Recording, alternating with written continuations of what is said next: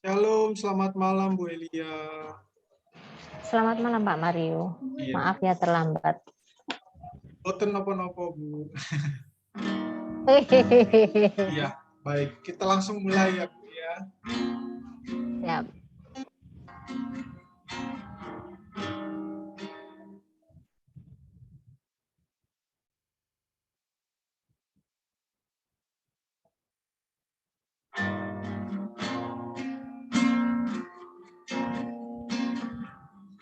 Di hadirat-Mu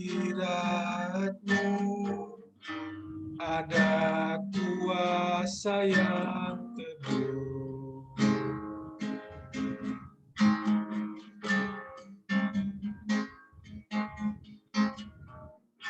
Di hadirat-Mu jiwaku berserah penuh.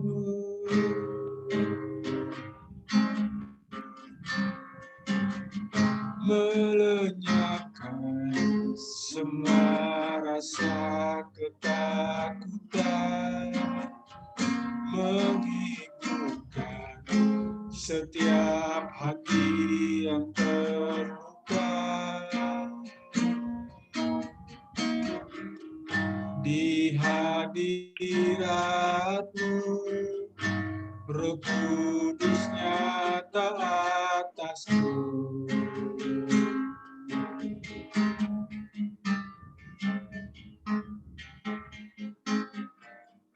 Di hadirat-Mu Roh Kudus ubah hidupku.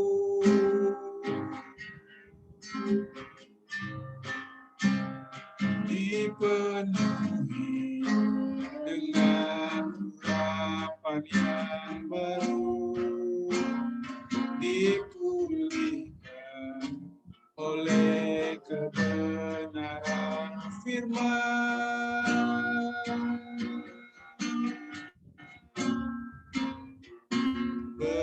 Berkaryalah Roh Kudus,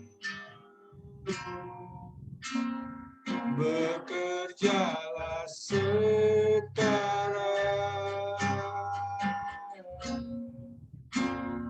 Ku percaya kuasa-Mu tak pernah gagal mengubah gelap menjadi terang. Berkaryalah Roh Kudus, penuhi tempat ini. Ku terima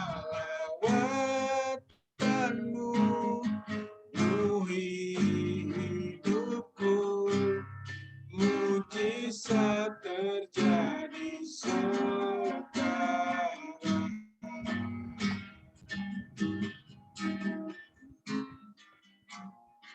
Kita ulangi dari awal. Di hadirat-Mu ada kuasa yang teduh. Di hadirat-Mu, di hadirat-Mu jiwaku berserah penuh.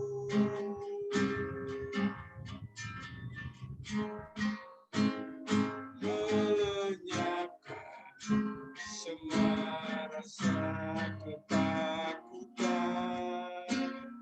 menghiburkan setiap hati yang terluka. Di hadirat-Mu Roh Kudus nyata atasku.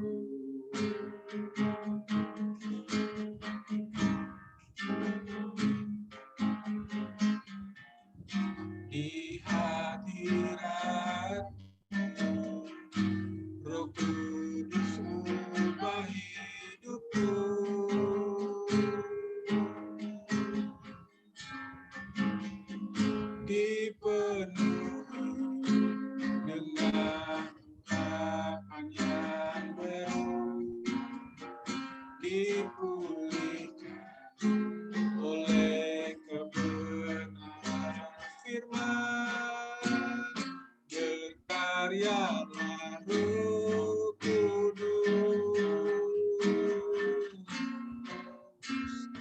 bekerjalah sekarang.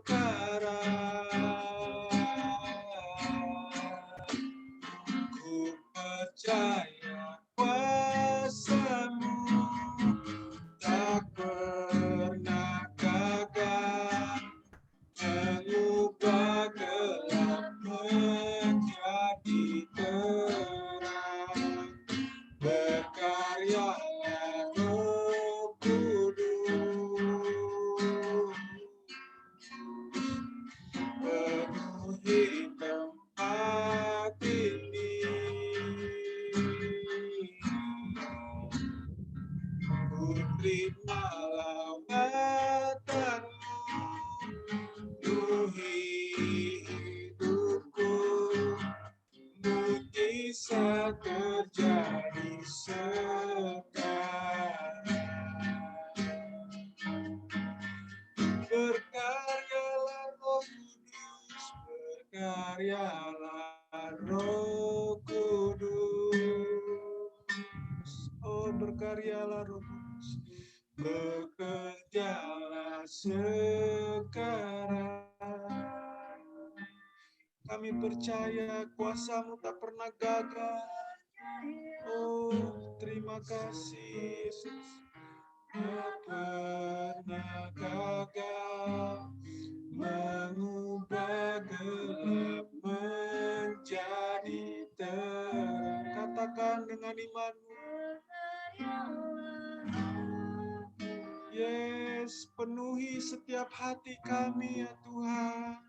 Penuhi tempat ini. Biarlah lawatan-Mu memenuhi hidup kami ya Tuhan. Dan-Mu penuhi hidupku. Mujizat terjadi sekarang.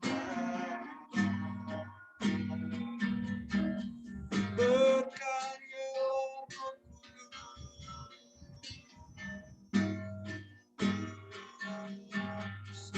Oh, bekerjalah sekarang. Ku percaya kuasa-Mu tak pernah gagal mengubah gelap menjadi terang. Berkaryalah Roh Kudus, penuhi setiap kami, penuhi tempat ini. Ku terima lawatan-Mu, penuhi hidupku. Mujizat terjadi sekarang. Ku terima lawatan-Mu, penuhi hidupku. Mujizat terjadi sekarang. Ku terima lawatan-Mu, penuhi hidupku. Mujizat terjadi sekarang. Oh, kami terima urapan-Mu, oh Roh Kudus. Lawat setiap kami, urapi hati kami, oh Roh Kudus. Kami mau terima lawatan, kami mau terima urapan-Mu, oh Roh Kudus. Berkaryalah atas setiap kami Tuhan. Berkaryalah di tempat kami. Oh, terima kasih Roh Kudus.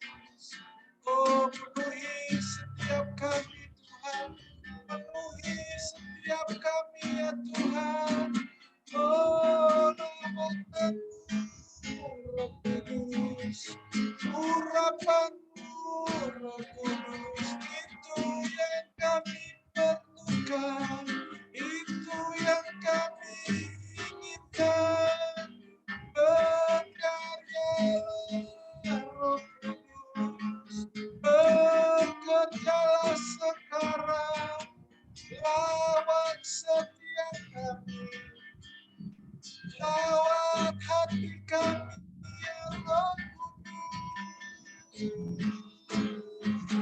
Terima kasih, oh ya Roh Kudus, kami sembah Kau, ya Roh Kudus. Terima kasih, Roh Kudus. Haleluya.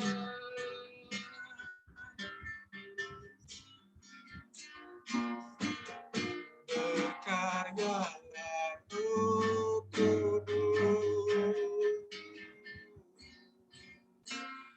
bekerjalah sekarang.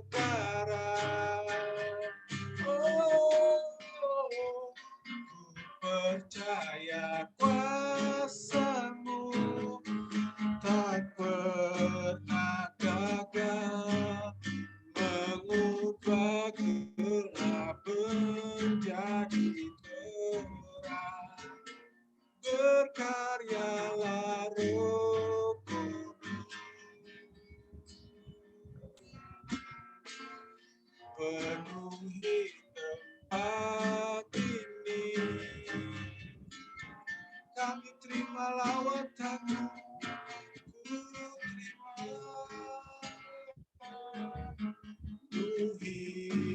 Hidupku, Mu bisa terjadi sekarang.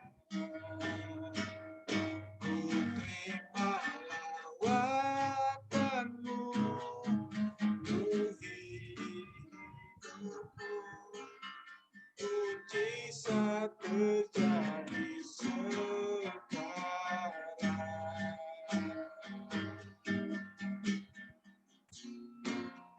Kemuliaan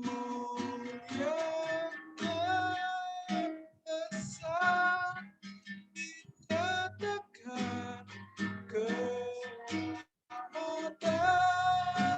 besar dicurahkan. Kau menjadikanku menjadi terang bagi bangsa-Mu. Kemuliaan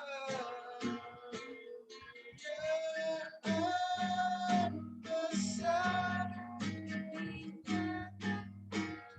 keselamatan besar dicurahkan.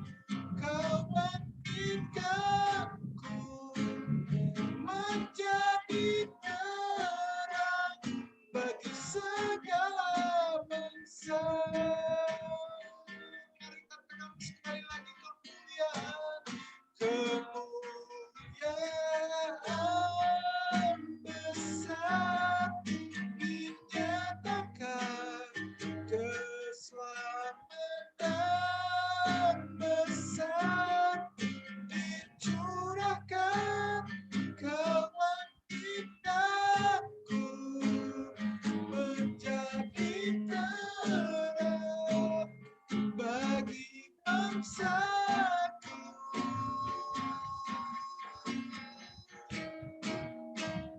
Kemuliaan besar dinyatakan, keselamatan besar dicurahkan. Menjadi terang bagi segala bangsa.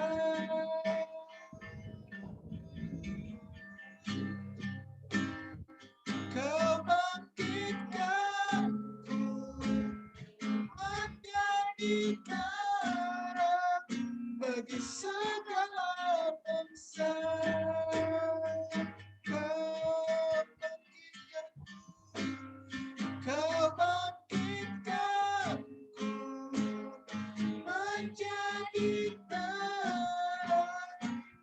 segala bangsa.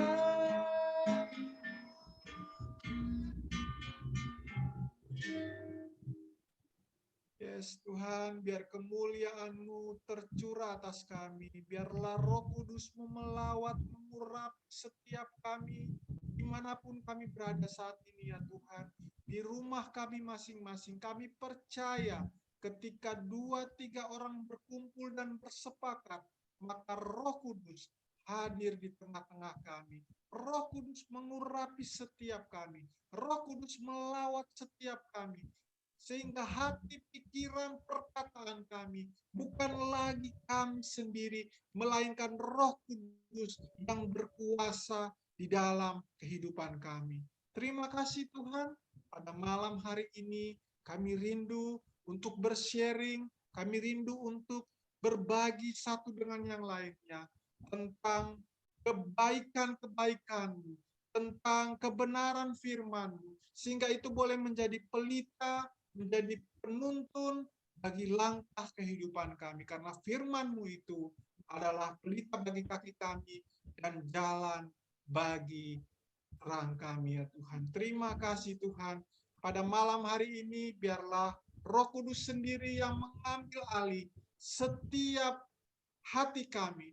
Roh Kudus yang mengambil alih ibadah ini dari awal, pertengahan hingga akhir. Biarlah Engkau Tuhan Yesus yang selalu dipermuliakan, yang senantiasa dipermuliakan.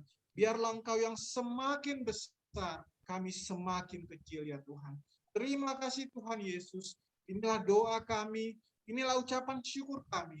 Segala hal yang tidak berasal daripada-Mu ya Tuhan, kami tolak, kami patahkan di dalam nama Tuhan Yesus. Biarlah Roh Kudus-Mu yang menguasai setiap kami dan ibadah ini boleh terjadi hanya di dalam nama Tuhan Yesus, Anak Domba Allah yang hidup, Tuhan dan Juru Selamat kami. Mari yang percaya sama-sama kita katakan, amin. Ya.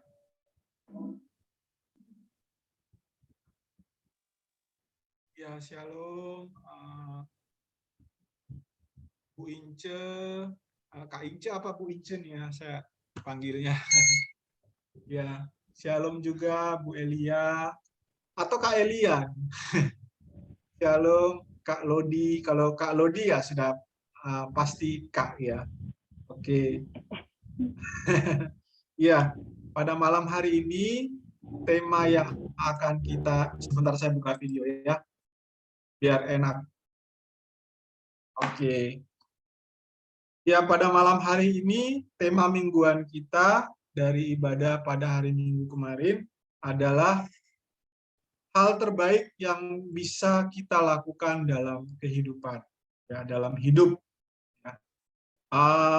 Ada firman Tuhan yang berkata di Mazmur 90 ayat 3 sampai ayat yang ke-12. Saya akan baca ayat yang penting di sini adalah ayat yang ke-3 dan ayat yang ke-4.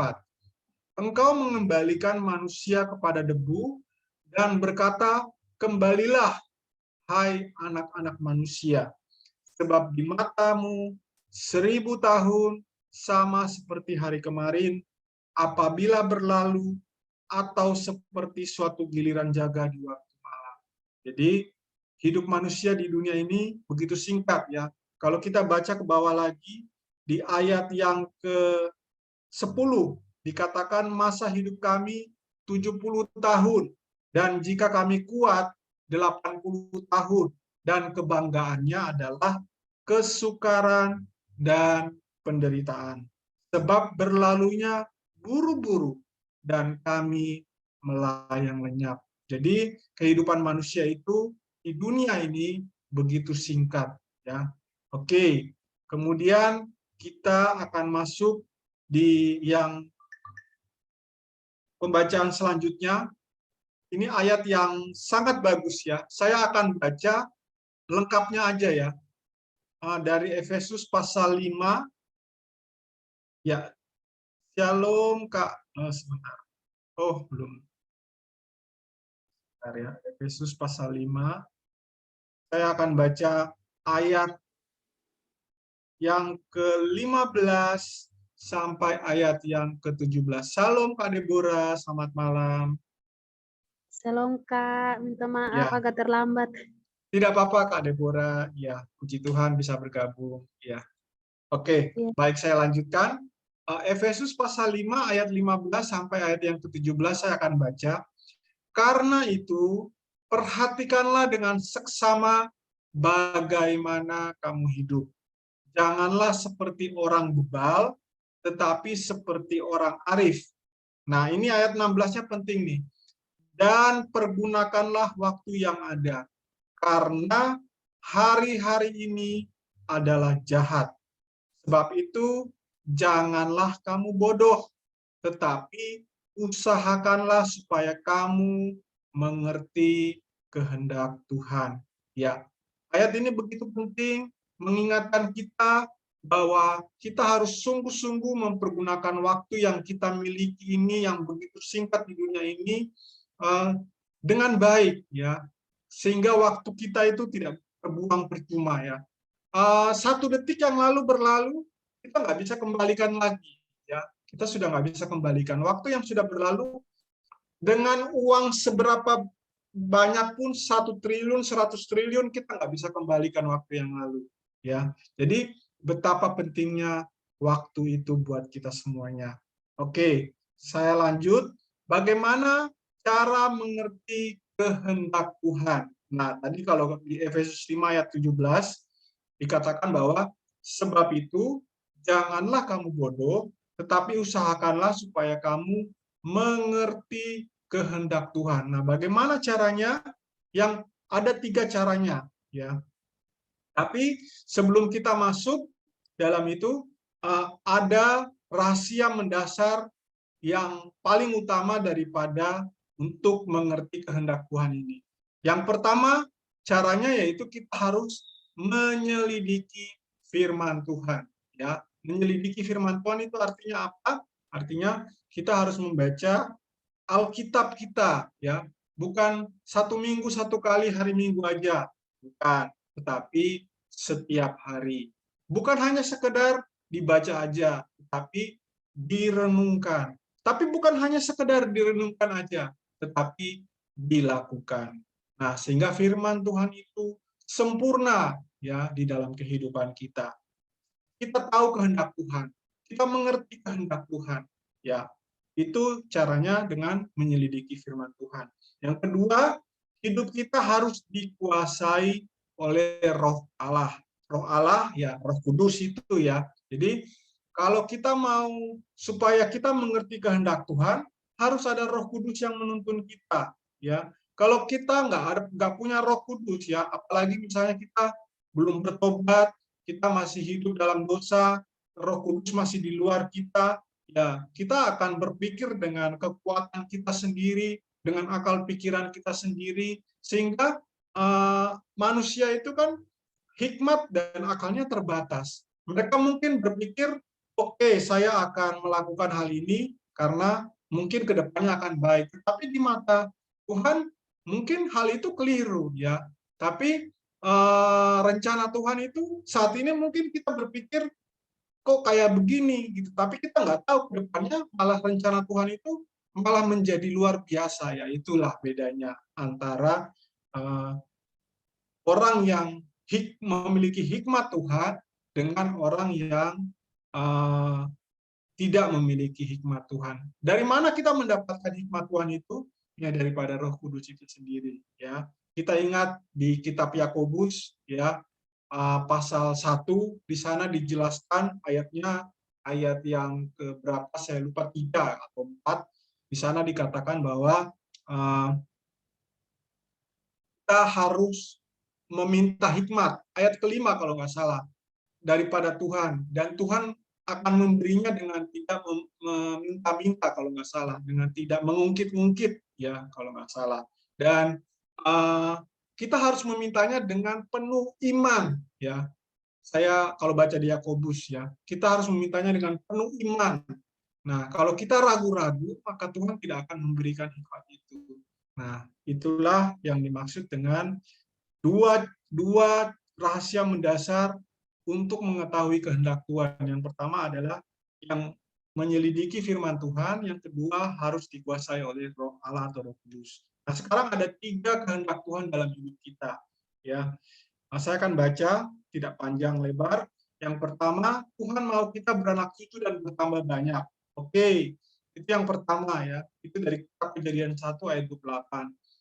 Itu kita bisa lihat dari 2 aspek. Ada aspek secara jasmani, memang betul, dan ada aspek secara rohani. Ya, apa itu aspek secara rohani? Kita punya yang namanya anak rohani. Ya, anak rohani di sini misalnya contohnya seorang ketua kelompok sel, dia memiliki anak-anak rohani. Ya, dan nanti anak-anak rohaninya ini bermultiplikasi lagi, berlipat ganda di bawahnya, sehingga ada namanya cucu-cucu rohani, dan seterusnya dan seterusnya. Ya, sama seperti kehidupan jasmani kita ya. Kita beranak cucu, nanti ada cucu, ada cicit, dan lain sebagainya ya. Nah, itu yang Tuhan mau dari kita. Itu yang pertama. Yang kedua, Tuhan mau kita meneruskan warisan spiritual. Artinya, warisan rohani yang sudah kita punya, kita wariskan kepada anak cucu kita itu. Entah anak cucu secara jasmani, atau anak cucu secara rohani. Kita wariskan itu kepada mereka, sehingga mereka memiliki dasar yang benar di dalam Tuhan, ya, dasar spiritual yang benar di dalam Tuhan. Itu yang kedua, yang Tuhan mau dalam hidup kita, kehendak Tuhan. Dan yang ketiga adalah mengumpulkan harta kekayaan yang sejati. Apa itu harta kekayaan yang sejati? Harta kekayaan yang di sorga, ya. Itu harta kekayaan yang sejati, ya. Harta kekayaan di dunia ini tidak akan kekal, ya. Itu hanya bersifat sementara, ya. Kalau nanti Tuhan panggil kita kembali, kita tidak bisa membawa harta kekayaan kita di dunia ini, ya. Tetapi harta yang akan kita bawa nanti adalah perbuatan kita selama kita hidup di dunia ini, ya. Bagaimana perbuatan kita, apakah berkenan, apakah baik di mata Tuhan, ataukah perbuatan kita jahat di mata Tuhan, ya, itu semua nanti akan diperhitungkan ya pada saat kita dipanggil kembali untuk mempertanggungjawabkan perbuatan kita. Jadi, mari kita mengumpulkan harta kekayaan kita yang sejati. Nah, kita baca di Pengkhotbah pasal 2 ayat 18 sampai ke 20. 18 dan 20. Aku membenci segala usaha yang kulakukan dengan jeripaya di bawah matahari, sebab aku harus meninggalkannya kepada orang yang datang sesudah aku. Dengan demikian, aku mulai putus asa terhadap segala usaha yang kulakukan dengan jeripaya di bawah matahari. Ini artinya, apapun yang kita lakukan di dunia ini, ya, itu kalau kita fokusnya untuk mencari harta dunia, itu sia-sia, ya, itu sia-sia sekali, ya. Tetapi bukan berarti kita tidak boleh bekerja, kita tidak boleh mencari nafkah. Tidak, Tuhan memerintahkan kita juga untuk bekerja, untuk mencari nafkah, tetapi bukan untuk agar kita terlena dengan harta kekayaan itu, lalu kita melupakan Tuhan, kita melupakan saudara kita, ya. Biasanya kan kalau karena harta kekayaan, sesama saudara saja, bahkan anak dengan orang tua bisa ada hubungannya menjadi tidak baik hanya karena harta. Ya, oleh karena itu, mari ya kita bijak mempergunakan harta kita yang ada di dunia, dan kita harus sungguh-sungguh mencari harta yang ada di surga. Apa itu? Yaitu melakukan kehendak Tuhan. Ya, itu aja. Jadi ada 3 kehendak Tuhan yang ingin Tuhan agar kita lakukan. Yang pertama, kita beranak cucu dan bertambah banyak. Ya, kalau yang belum menikah di sini, ya itu artinya secara rohaniah, ya, artinya carilah anak rohani, ya, sehingga kita bisa mewariskan warisan spiritual yang nomor 2. Dan yang ketiga, kita mengumpulkan harta kekayaan yang sejati, yaitu harta dalam kerajaan surga. Oke, sekarang kita akan masuk di dalam pertanyaan dan aplikasi. Apakah hal yang terbaik yang bisa Anda lakukan di dalam hidupmu untuk Tuhan, keluarga, pekerjaan, pelayanan, dan orang-orang di sekitarmu? Dan sudahkah Anda melakukannya? Mengapa? Sekali lagi ya, saya baca.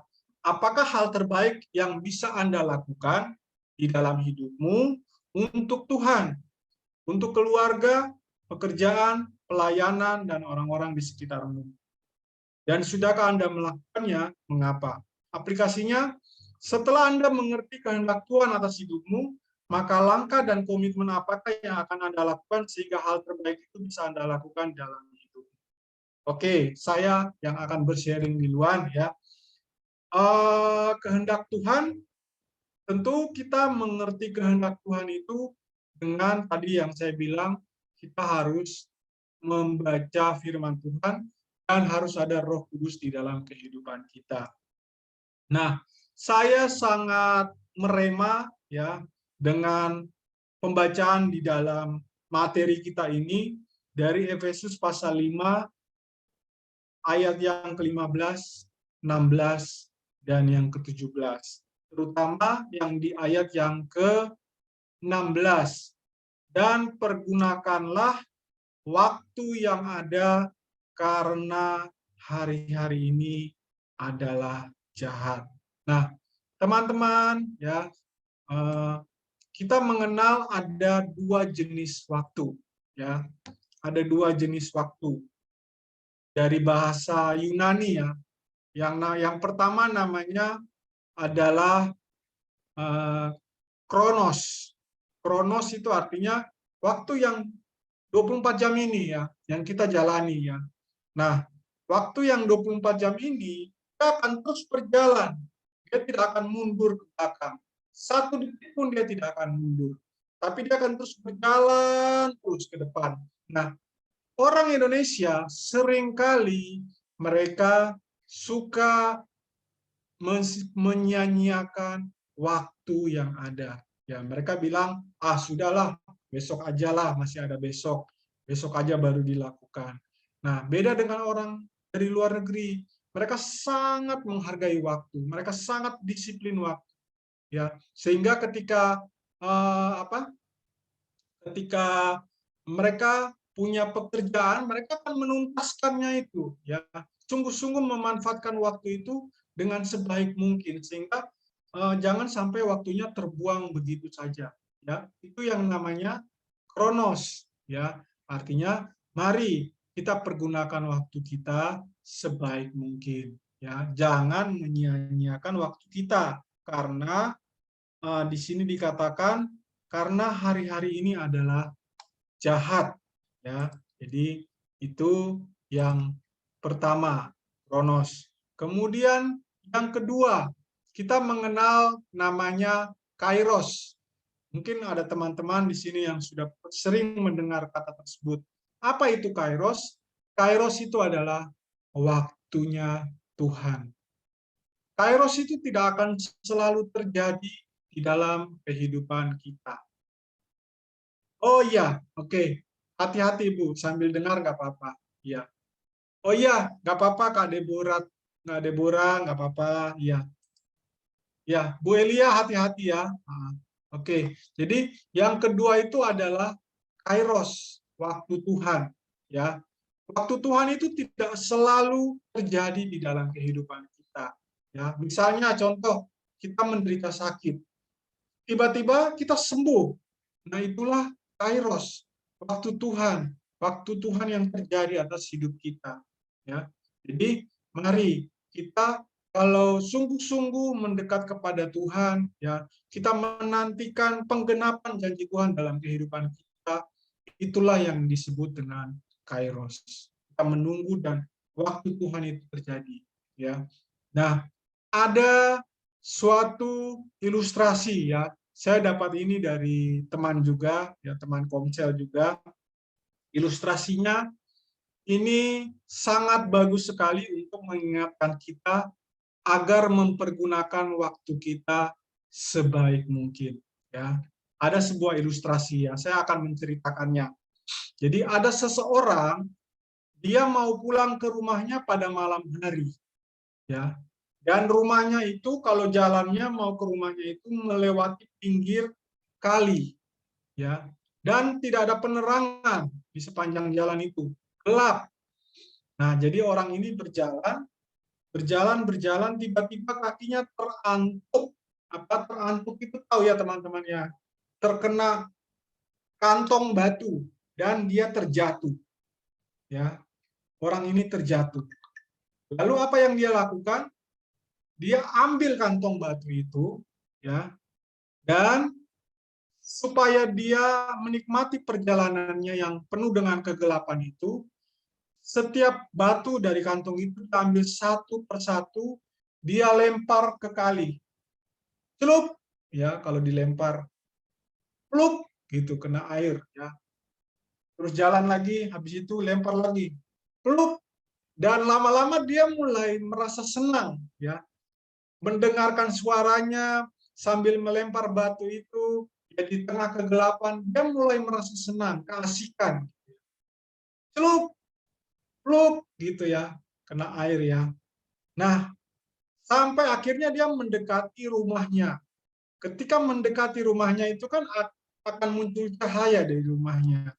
Dan dia punya tinggal satu batu. Ya, ketika dia ambil batu itu dari kantongnya, dan ketika dia mau melempar batu itu kan terkena cahaya dari rumahnya. Apa yang dia lihat?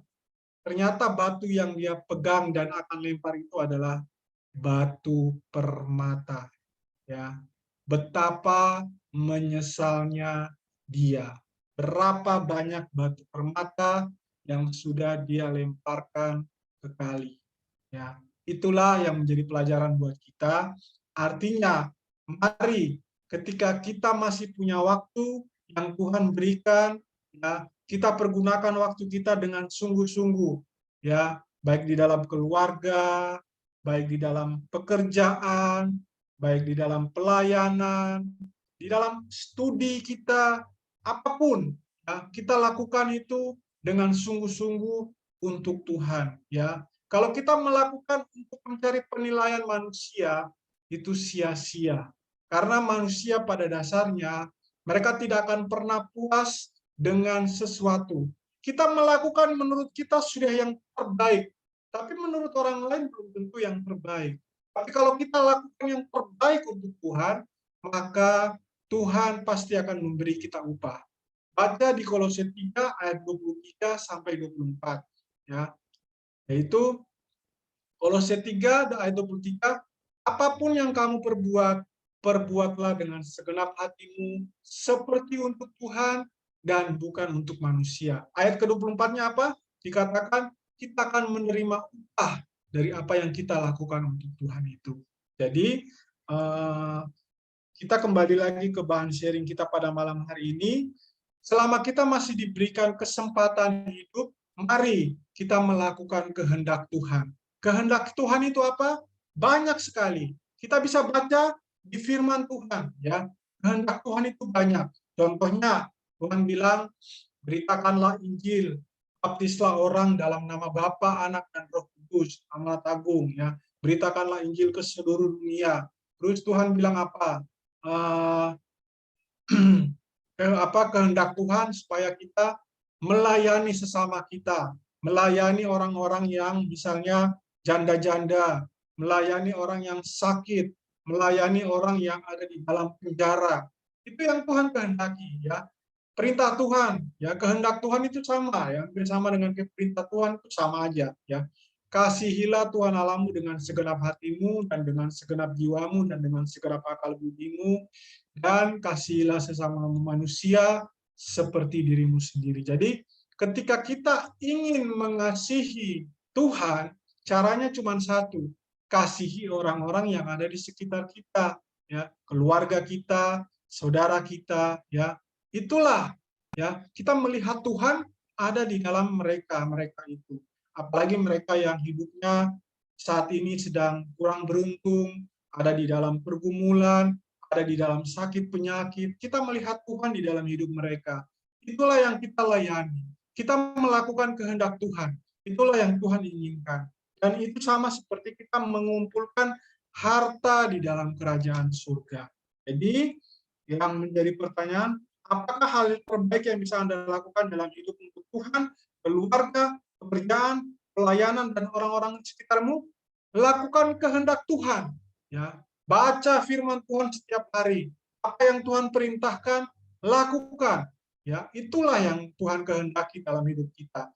Misalnya hari ini kita baca dalam firman Tuhan. Di sana dikatakan bahwa yang ini yang ayat yang ke-17, sebab itu janganlah kamu bodoh, tetapi usahakanlah supaya kamu mengerti kehendak Tuhan. Kalau Tuhan bilang usahakanlah, berarti kita harus punya usaha dong, ya. Jangan diam, jangan hanya berdiam diri, tapi usahakanlah supaya kamu mengerti kehendak Tuhan. Caranya gimana? Berdoa, Tuhan Yesus, tolong saya mau mengerti kehendak-Mu, taruhlah Roh Kudus di hati saya, agar saya boleh mengerti kehendak-Mu melalui firman Tuhan yang akan saya baca. Sehingga ketika saya mengerti kehendak-Mu, saya sungguh-sungguh diberkati, saya boleh merenungkannya siang dan malam, dan saya boleh melakukannya di dalam kehidupan sehari-hari. Itu salah satu contoh. Jadi ketika hari ini kita baca firman Tuhan, ya, entah itu satu ayat, entah itu satu pasal, entah itu 2 pasal, entah itu 3 pasal, apa yang kita baca itu, kita renungkan, kita doakan, supaya kita sungguh-sungguh mengerti, memahami, lalu kita lakukan. Itulah yang namanya pelaku firman. Tapi kalau kita cuma sekedar baca, cuma sekedar tahu, ya, apa bedanya kita sama ahli Taurat dan orang Farisi? Ya, mereka pintar, mereka sangat pintar. Orang ahli Taurat dan orang Farisi itu mereka pintar-pintar, ya. Mereka tahu segala jenis hukum yang ada di dalam hukum Taurat. Tapi mereka melakukan enggak? Melakukan juga. Tapi itu ini enggak? Mereka lakukan dengan sungguh-sungguh enggak? Enggak. Mereka lakukan sungguh-sungguh, tapi untuk motivasinya supaya dilihat orang, ya. Mereka sombong, ya, ingin memamerkan ibadah mereka di hadapan orang, ya. Tetapi kita lihat orang-orang yang berdosa, contohnya pemungut cukai, dia datang, dia berdoa dengan kepada ampunilah saya orang berdosa, ya. Itu dia datang dengan kerendahan hatinya, dia datang dengan hati yang hancur di hadapan Tuhan. Tuhan malah menyukai orang yang rendah hati, ya. Itu apa ya yang menjadi aplikasi pertanyaan kita, ya. Jadi dan juga aplikasinya. Jadi mari mulai hari ini kita baca firman Tuhan, kita renungkan, kita lakukan firman Tuhan itu, ya, sehingga apa yang kita lakukan itu sungguh-sungguh menjadi berkat buat keluarga kita, sungguh-sungguh menjadi berkat buat sesama kita, ya. Ini ada dari Ibu Ince, melakukan kehendak Tuhan, yaitu berdoa, mendapatkan perkenanan Tuhan, merenungkan firman, berdoa buat orang lain untuk keselamatan mereka, mengunjungi orang sakit, yatim piatu. Beberapa hal ini, puji Tuhan, saya mulai melakukannya. Saya tahu waktu saya ditentukan oleh Tuhan. Karena itu saya ingin agar Tuhan terus menuntun saya dalam mempergunakan waktu yang ada dalam tindakan saya dengan hati-hati. Amin, betul sekali, ya. Jadi apa yang Ibu Ince katakan ini benar, ya. Kita harus sungguh-sungguh melakukan kehendak Tuhan. Selama kita masih ada di dunia, berarti Tuhan masih memberikan kita kesempatan untuk berubah, untuk bertobat, untuk lahir baru, untuk melakukan kehendak Tuhan. Kehendak Tuhan seperti yang dibilang oleh Ibu Ince ini, ya. Kita merenungkan firman Tuhan, berdoa, ya, mengunjungi orang sakit, yatim piatu, dan mempergunakan waktu kita yang diberikan oleh Tuhan ini dengan sebaik-baiknya. Sehingga ketika nanti Tuhan memanggil kita kembali, kita akan diberikan mahkota kehidupan yang kekal. Ya, kita akan bisa menikmati perjamuan kawin anak domba. Ya, kita hidup dalam kerajaan surga mulia. Ya, luar biasa. Jadi, mari kita renungkan kembali. Ya, apakah hidup kita selama ini sudah menyenangkan hati Tuhan atau belum? Apakah hidup kita selama ini sudah berkenan di hadapan Tuhan atau belum? Kalau belum, selama kita masih hidup, pergunakan kesempatan itu. Kalau perlu hari ini. Ada firman Tuhan mengatakan, hari ini ya, janganlah keraskan hatimu seperti di padang gurun ya. Tapi hari ini bertobatlah ya. Saya lupa ayatnya ya, tapi saya nggak terlalu hafal ayat, tapi yang saya pernah baca seperti itu. Jadi ketika ada firman Tuhan mengatakan hari ini ya kita bertobat, ya mari kita bertobat hari ini. Hari ini kita melakukan kehendak Tuhan, mari kita lakukan kehendak Tuhan hari ini. Jangan menyia-nyiakan waktu kita, sama seperti lagu yang hidup ini adalah kesempatan ya. Hidup ini untuk melayani Tuhan ya. Jadi jangan sia-siakan waktu yang Tuhan beri. Hidup ini harus jadi berkat. Nah, seperti itu. Jadi jangan sia-siakan waktu yang Tuhan beri. Kita harus melakukan kehendak Tuhan ya, sehingga ketika nanti Tuhan memanggil kita kembali, kita sudah menjadi berkat buat sesama kita, dan kita boleh menerima mahkota daripada Tuhan. Oke, itu dari saya, dari Ibu Lydia. Silakan mau menambahkan Ibu Lydia. Oh, yang lain dulu. Oke. Oke, mungkin dari Ibu Ince mau menambahkan selain yang ditulis di chat ini, Ibu Ince. Itu saja, Pak. Oh iya, oke. Baik.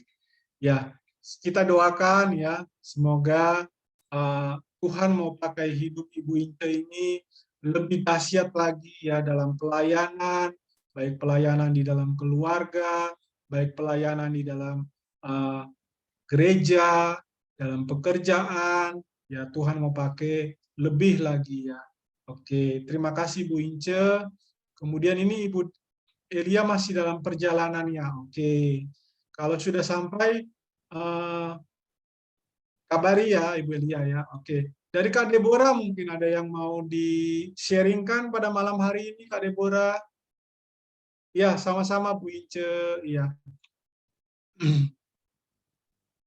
Ya, Shalom Kak Deborah, mungkin ada yang mau di-sharingkan dengan kita. Silakan Kak. Shalom Bapak. Iya, Shalom Kak Deborah.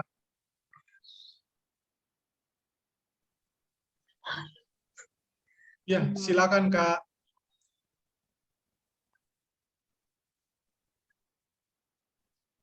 Atau ada yang mau ditanyakan mungkin sama Kak Deborah, boleh.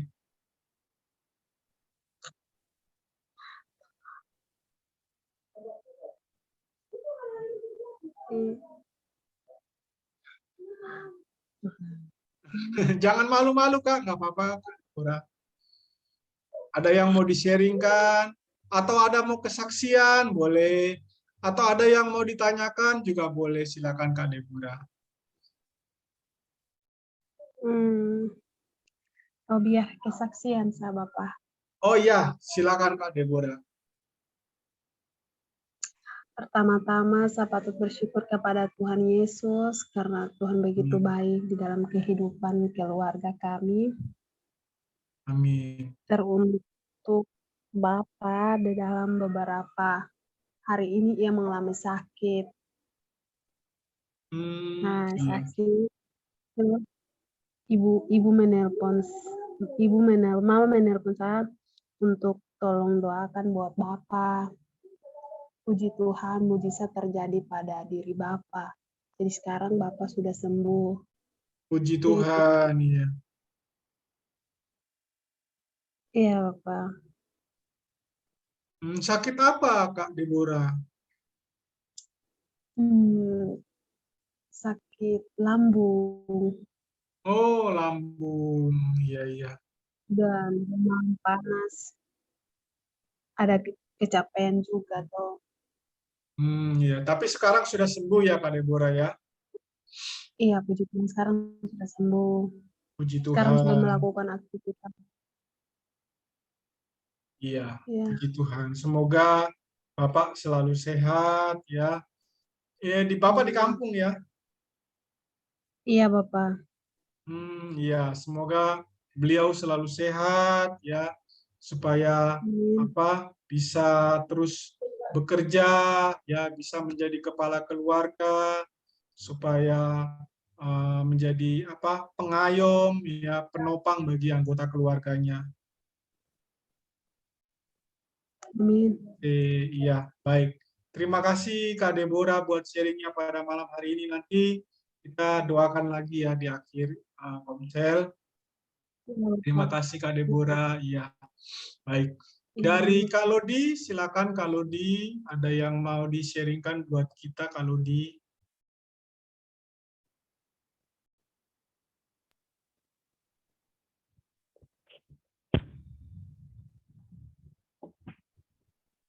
Shalom semua. Shalom. Eh, Terima kasih. Saya sangat bersyukur untuk kesempatan kali ini kita bisa berjumpa lagi di ibadah komsel kita pada malam hari ini. Ya, Malam ini saya akan bersharing tentang apa ya, bersaksi gitu ya. silakan Bersaksi Kak. tentang Iya, jadi kemarin itu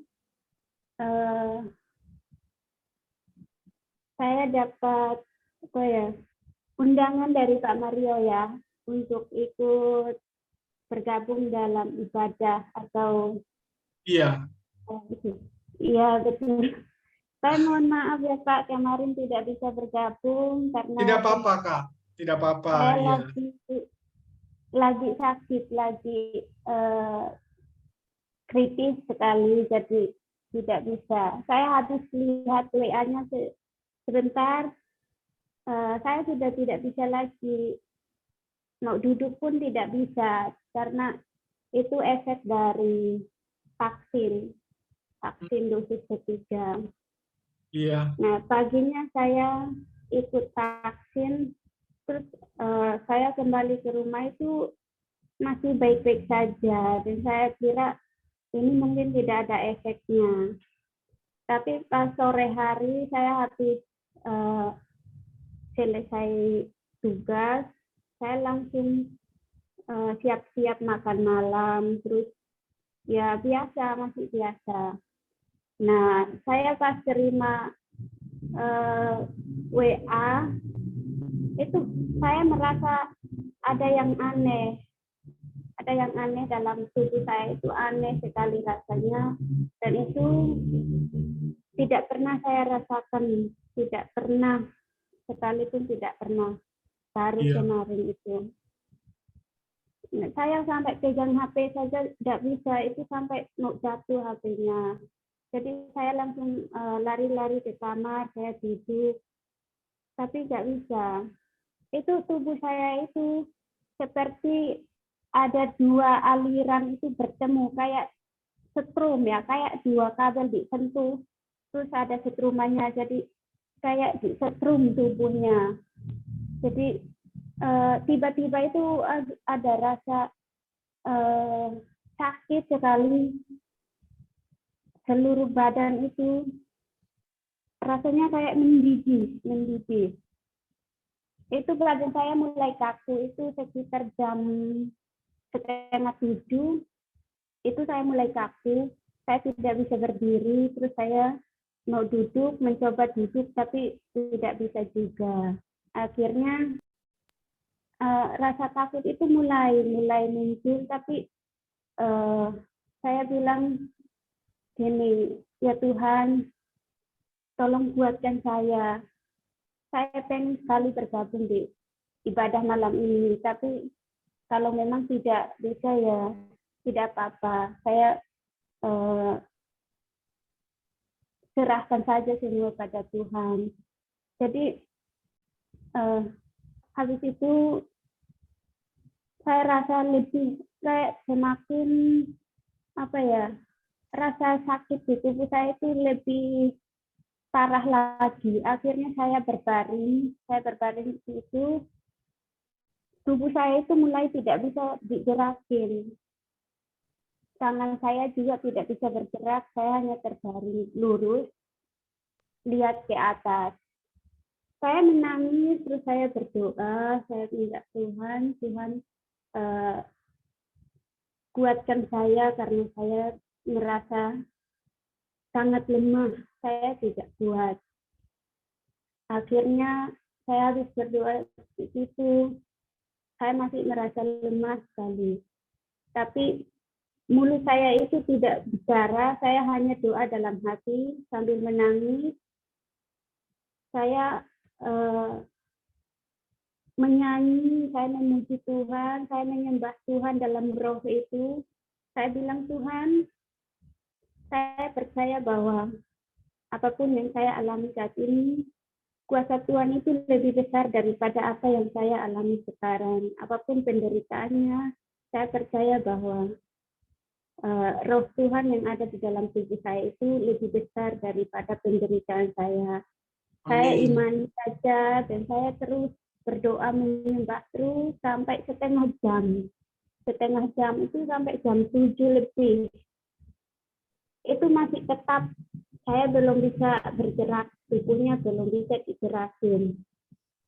Lalu saya berdoa lagi, terus menyembah Tuhan. Itu saya memuji Tuhan di tengah-tengah situasi kondisi saya itu tidak bisa mau bilang ya tidak berdaya, tapi di dalam roh saya itu selalu saya mau menyembah Tuhan terus, saya tidak mau menyerah, saya tahu pasti Tuhan akan menyembuhkan saya.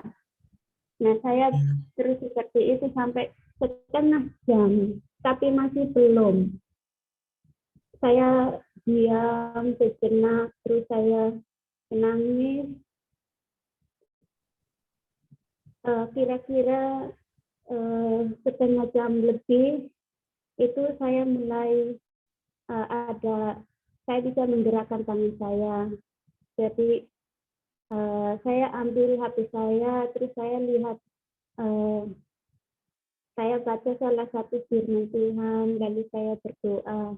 Itu tentang Tuhan Yesus menyembuhkan seorang buta yang bernama Bartolomeus ya, yang tidak salah. Iya. Saya berdoa lagi, saya minta Tuhan, kalau dulu kamu bisa menyembuhkan orang ini, saya pasti akan disembuhkan juga. Saya imani saja. Terus tidak lama kemudian saya mencoba untuk menggerakkan tubuh saya, terus saya bangun, saya duduk sambil nyandar di tembok karena badannya masih belum kuat, masih lemas.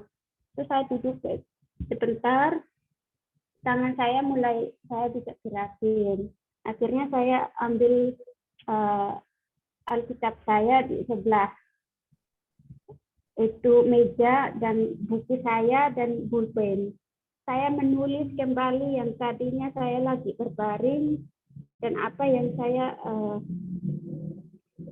katakan dalam roh itu saya tulis lagi di dalam buku saya. Saya imani semua saya tulis di situ. Habis itu saya merasa ada hadirat Tuhan yang saya rasakan itu benar-benar ada kekuatan. Saya merasakan kekuatan yang luar biasa. Dan saya terus membaca firman Tuhan. Kalau saya harus tetap percaya, saya tidak boleh ragu, saya tidak boleh khawatir. Saya harus percaya saja, pasti sembuh. Akhirnya ya saya cuma berserah saja kepada Tuhan. Saya tahu Tuhan pasti akan menolong saya. mungkin lewat hal seperti ini, Tuhan mungkin mau mendidik saya lagi, Tuhan masih mau mengajarkan saya tentang bagaimana cara saya untuk lebih dekat dengan Tuhan, dengan cara apa. Akhirnya saya menyadari kuasa Tuhan itu, caranya untuk mendapatkan kuasa Tuhan itu seperti apa. Ya, kita harus benar-benar mencari Tuhan, kita harus benar-benar minta Tuhan untuk hadir dalam hidup kita. Melalui Roh Kudus yang menuntun kita pasti bisa melakukannya. Nah, di tengah-tengah penderitaan saya itu, mungkin secara manusia itu saya ingin menyerah saja, karena saya benar-benar mau bilang, ya sudahlah, ini sudah seperti ini. Tapi di dalam hati saya itu berkata tidak, kamu harus terus percaya, kamu harus terus yakin bahwa kamu sembuh. Jadi ada dua hal yang bertentangan sekali. Ketika saya ingin menyerah, ada sesuatu yang berbisik, kamu nggak boleh menyerah, kamu harus bisa melewati hari ini. Akhirnya ya saya teruskan saja, saya berdoa terus. Dan satu jam kemudian itu saya mulai merasakan kekuatan yang luar biasa. Saya bisa bergerak, saya mulai bisa digerakin semua, dan itu pun saya menangis karena saya merasa menyesal di sini. Tadinya saya itu meragukan Tuhan, saya itu seperti kurang percaya mujizat dan kuasa Tuhan. Penyesalan saya itu tercampur malu terhadap Tuhan karena meragukan kuasanya, hadiratnya dalam hidup saya. Nah, karena tuntunan dari Roh Kudus, saya dimampukan sehingga saya melewati masa-masa seperti itu. Amin. Dan sekitar 1 jam lebih saya menyembah Tuhan. Badan saya itu mulai digerakin, namun keringat itu ya seperti baru habis mandi. Keringat itu benar-benar saya tidak tahu itu. Saya juga bingung sekali baru pertama kali seperti itu. Keringatnya seperti baru habis mandi. Habis keringatan itu mulai lega badan saya semua. Rasa takut, rasa cemasnya hilang. Jadi saya mulai kuat lagi. Lalu saya bersyukur kepada Tuhan. Saya berterima kasih karena setelah masa-masa ini, Tuhan tidak pernah meninggalkan saya. Tuhan setia untuk hadir di tengah-tengah situasi yang paling terpuruk di dalam hidup saya itu. Tuhan masih sayang saya. Tuhan masih mau menolong saya. Akhirnya saya bisa mendapatkan kekuatan, dan mujizat Tuhan pun terjadi pada malam itu juga. Saya dipulihkan. Amin. Saya kuat kembali dan rasa sakit-sakit itu hilang semua. Sampai jam berapa ya? Jam 9 itu saya sudah mulai bisa berdiri, berjalan seperti biasa. Meskipun badan masih agak lemas ya, tapi bisa berjalan. Jadi pagi-pagi saya bangun juga, rasanya masih ada lemas, tapi badan saya tidak sakit.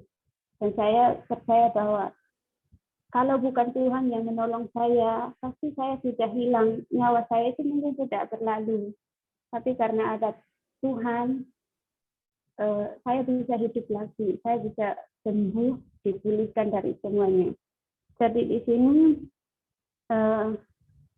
saya ingin mengatakan bahwa apapun masalah yang kita hadapi, seburuk apapun itu, kalau kita punya Tuhan, kita tidak boleh menyerah. Kita harus bergerak kepada Tuhan, kita memohon tuntunan penyertaannya, kita minta dengan sungguh-sungguh, dengan penuh keyakinan dan iman yang teguh, maka mujizat pun akan terjadi. Semua akan hilang dan kita menerima mujizat dari Tuhan. Ya, sekarang saya bisa hadir di sini sebagaimana saya ada, itu semua karena kemurahan Tuhan dan atas berkat Tuhan sehingga saya bisa bertemu lagi dengan semua di sini. Saya sangat bersyukur sekali. Tuhan Yesus luar biasa bagi kita semua. Amin. Ya. Ya, itu kesaksiannya Pak Mario. Luar biasa kalau di kesaksiannya. Itu kalau di itu baru pertama kali vaksin ya, Kak ya? Saya sudah 3 kali ini, tapi Oh, yang katanya ketiga. yang ketiga itu lebih tinggi dosisnya. Iya. Ya, tapi puji Tuhan ya, selama Kak Lodi percaya, minta kekuatan daripada Tuhan, ya pasti Tuhan akan memberikan kita kekuatan. Ya, seperti saya juga waktu saya sakit, saya ada dalam ketakutan, saya ada dalam kecemasan, tapi ya satu-satunya yang bisa saya lakukan hanyalah berdoa minta kekuatan daripada Tuhan. Maka Tuhan akan memberikan kekuatan. Kita bersyukur ya kalau boleh pulih kembali, kita percaya bahwa itu hanya efek sementara ya. Tapi kalau sudah pulih ya, sudah sehat, sekarang sudah puji Tuhan sudah agak enak ya kalau dia. Ya sudah enak, masih lemah sih, badannya masih agak lemas, tapi badannya tidak sakit, cuma lemas saja. Oh iya, coba kalau dimakan supaya bisa melawan itunya Iya. kelemasannya itu iya. Makan yang yang segar-segar banyak. Kenapa kalau makan yang cukup. Iya. Jadi bisa bisa mengembalikan tenaganya lagi, ya, memulihkan tenaganya lagi. Iya. Oke, baik. Terima kasih. Memang kalau saya itu memang ada ibadah pribadi ya Kak, bukan dari gereja, ada ibadah pribadi. Kita ibadah itu setiap Selasa, Kamis, dan hari Minggu. Kalau Selasa itu kita khusus penyembahan, khusus hanya penyembahan dan doa untuk doakan orang, doakan doa syafaat itu setiap Selasa. Kalau Kamis dan Minggu itu hanya ibadah biasa, kita sharing-sharing aja. Jadi misalnya hari ini kita dapat kebaikan apa dari Tuhan, atau kita dapat firman apa dari Tuhan, kita bagikan ya. Ini maaf, ini maksudnya bukan maksud promosi, tapi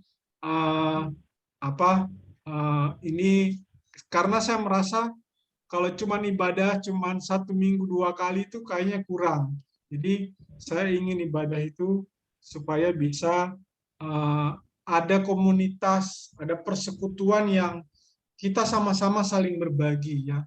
Tadi malam itu ada yang berbagi kesaksiannya, kami sangat terberkati ya, ada 2 orang yang bersaksi tentang kesembuhan yang dialami, walaupun bukan mereka yang mengalami ya, tapi orang lain yang mengalami, tapi kesaksiannya itu menguatkan kami. Nah, malam hari ini kalau dia juga bersaksi, itu juga menguatkan kami juga ya, bahwa buat Tuhan itu tidak ada yang mustahil. Ya tadi seperti kalau dibilang, kalau Tuhan mampu menyembuhkan Bartimeus ya, bukan Bartolomeus, tapi Bartimeus yang orang buta itu ya. Nah, kalau Tuhan Yesus sanggup menyembuhkan Bartimeus, maka hal yang sama pun juga Tuhan Yesus bisa lakukan untuk kita semua ya, buat Kak Lodi, buat Kak Deborah yang papanya juga sudah sembuh, buat Ibu Elia dan juga buat Ibu Ince ya. Jadi kesaksian yang luar biasa dari Kak Lodi ya.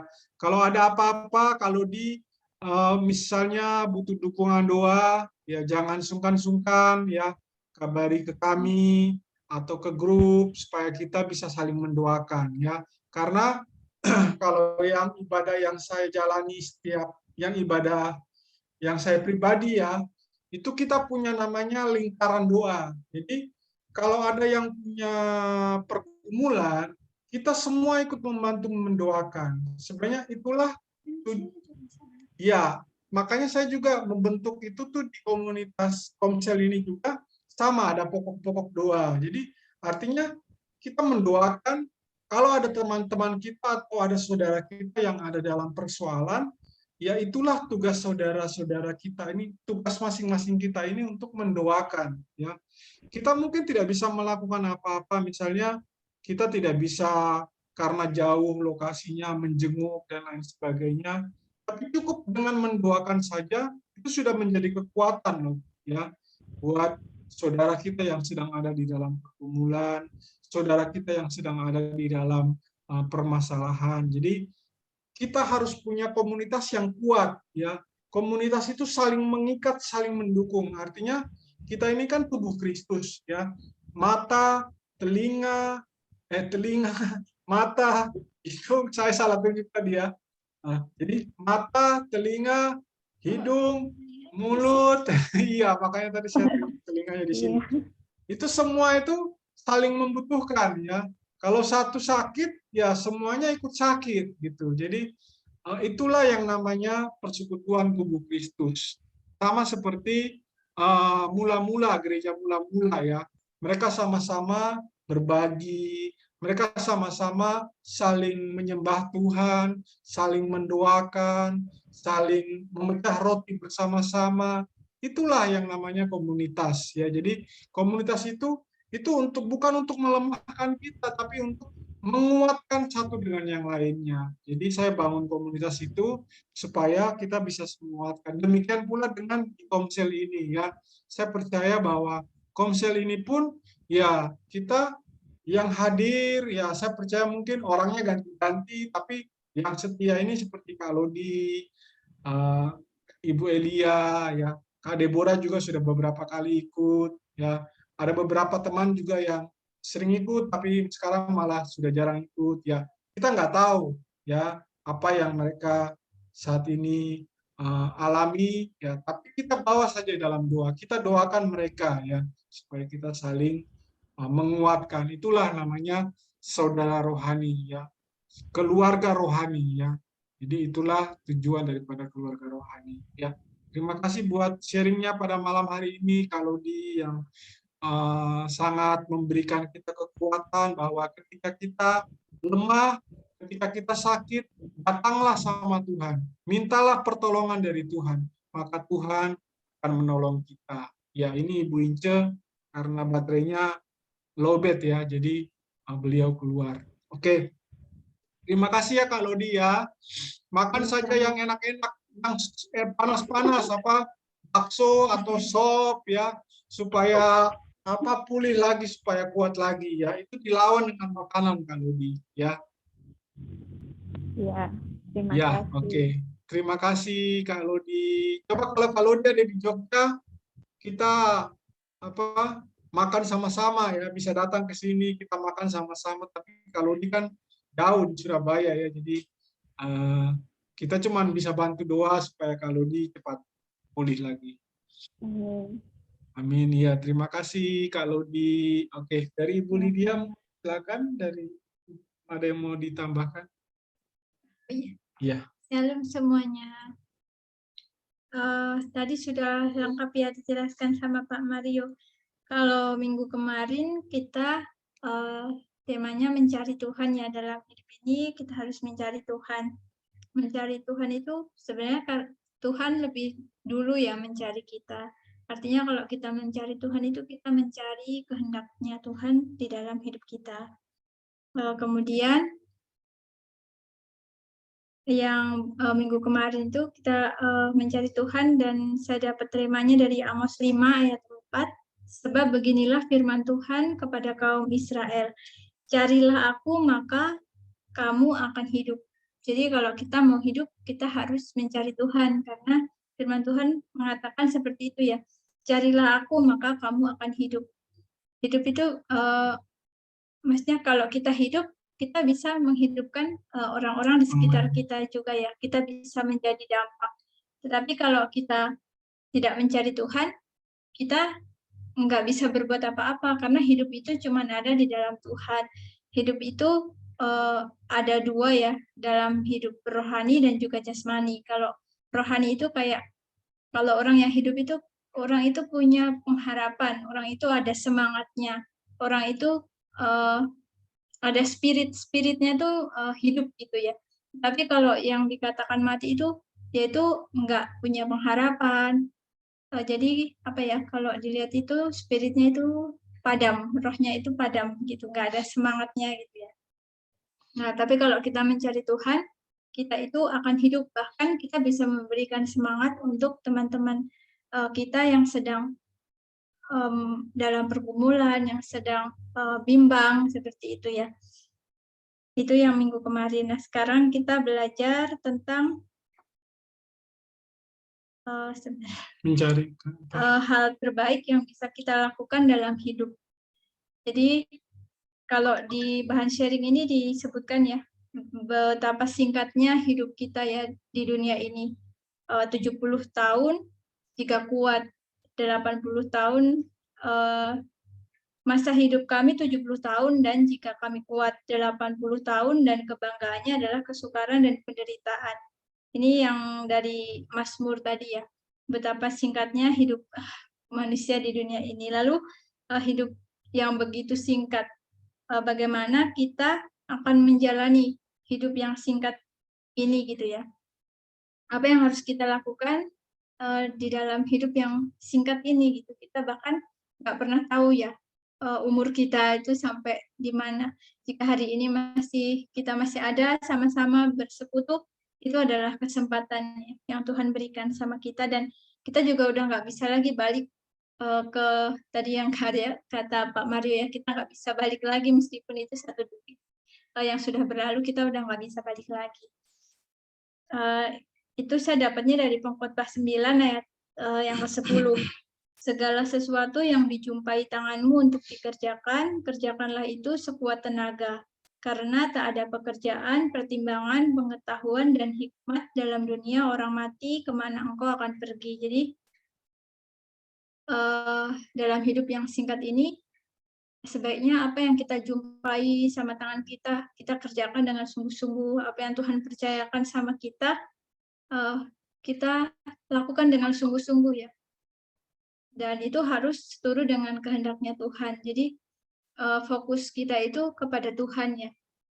Kadang kan kita kan namanya hidup di dunia ya, banyak masukan-masukan dari cara-cara duniawi. Tetapi kalau kita dekat dengan Tuhan, kita bisa membedakan mana sih kehendak Tuhan, mana sih yang bukan, kayak gitu. Kadangkala sangat bijaksana, tapi itu nggak seturut dengan kehendak Tuhan. Tapi kalau kita terus mencari Tuhan, kita terus membaca firman-Nya, kita akan mengerti yang menjadi kehendak Tuhan, mana yang bukan kehendak Tuhan, seperti itu.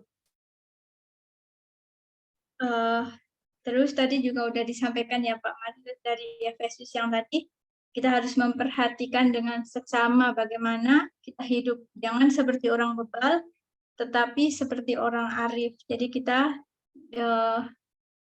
dalam menjalani hidup ini, hidup yang begitu singkat, kita nggak bisa mengulang lagi, gunakan waktu itu dengan bijaksana.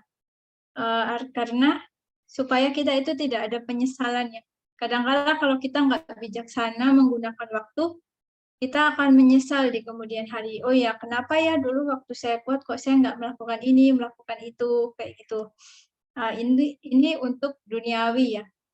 Sedangkan untuk yang rohani, kita juga nggak boleh menyesal seperti yang ada di Lukas 16 ayat yang ke-23 itu ya, yang tentang orang kaya dan Lazarus yang miskin. Nah, waktu itu pasti teman-teman semua di sini udah dengar ya ceritanya Lazarus sama orang yang kaya itu ya. Mereka waktu hidup di dunia itu, ini orangnya ini kaya, Lazarus mau minta roti itu sampai dia makan remah-remahnya ya, yang dia tuh duduk di depan pintu rumah orang itu gitu, tapi nggak dikasih ya. Kemudian mereka berdua sama-sama sudah selesai di dunia, akhirnya dipanggil pulang ke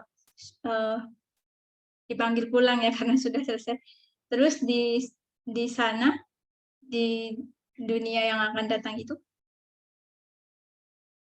kalau di sini dikatakan si orang kaya ini kehausan ya, tetapi Lazarus duduk di sebelah kanan Abraham. Kemudian dia itu menyesal gitu. Kenapa kok waktu di dunia itu dia nggak ngerti, dia nggak melakukan kehendak Tuhan. Mungkin nggak tahu dia mengerti atau dia mengerti tapi nggak melakukan, atau memang dia itu nggak mengerti gitu. Nah, tapi secara hati nurani pasti kalau ada orang seperti itu harusnya kita kan memberi ya, tapi dia tidak. Jadi kalau misalnya kita ada kesempatan, kita gunakan dengan baik, seperti tadi Pak Mario bilang kairos ya. Kadang-kala kita hal-hal gitu, kita harus peka tentang hal-hal yang ada di sekitar kita ya. Misalnya mungkin tiba-tiba ada orang yang minta bantuan kita, tetapi kadang-kala kita mengeraskan hati. Enggak usah lah, itu paling tipu-tipu, paling bohongan. Kadang-kadang juga ada terlintas seperti itu ya. Tapi mari kita senantiasa peka ya. Jangan sampai nanti kita menyesal saat kita sudah dipanggil pulang, kok kita nggak melakukan kehendak Tuhan waktu kita di dunia. Jadi hari-hari ini adalah kesempatan kita gunakan dengan baik. Waktu itu si orang kaya itu menyesal sekali sampai dia bilang, Tuhan, tolong kasih tahu orang-orang di dunia kalau memang maksudnya dia tuh masih punya 5 saudara, jangan sampai mereka itu nggak tahu ya, sama seperti orang kaya ini. Tolong kasih tahu mereka. Tapi Tuhan bilang di sana itu sudah ada kesaksian nabi-nabi ya. Ada pada mereka kesaksian Musa dan para nabi. Baiklah mereka mendengarkan kesaksian itu. Tapi orang kaya itu bilang tidak,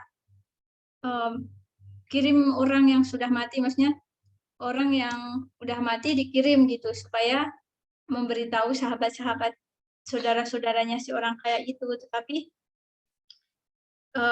dikatakan kalau mereka tidak mendengarkan kesaksian Musa dan para nabi, mereka juga tidak mau diyakinkan sekalipun oleh seorang yang bangkit dari antara orang mati. Nah, ini betapa sebenarnya hati manusia itu degil ya. Kadang-kala nggak mau membuka hati, nggak mau membuka pikiran untuk suatu nasihat kayak diselubung gitu, terselubung. Sudah dikasih tahu, tapi masih juga belum mengerti, masih juga nggak mau melakukan kayak gitu. Jadi ada sesuatu tuh yang menutupi mereka supaya mereka itu nggak melakukan firman Tuhan. Padahal kalau manusia itu melakukan firman Tuhan, manusia itu berbalik kepada Tuhan, itu firman Tuhan. Kalau orang itu berbalik kepada Tuhan, mencari Tuhan, menyembah Tuhan, maka yang sakit itu bisa disembuhkan. Dia akan menjadi sembuh. Apapun itu Tuhan itu bisa menghidupkan ya. Yang apapun yang sudah mati. Tetapi ya itu tadi banyak selubung-selubung yang membuat orang itu nggak mau melakukan, nggak kayak tertutup gitu ya.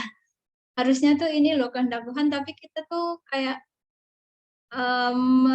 nggak mau membuka hati kita untuk menerima gitu. Jadi mari dalam hidup ini saat kita masih punya kesempatan ini, kita buka hati kita lebar-lebar untuk setiap teguran, untuk setiap didikan dari Tuhan, nasihat dari Tuhan, firman Tuhan.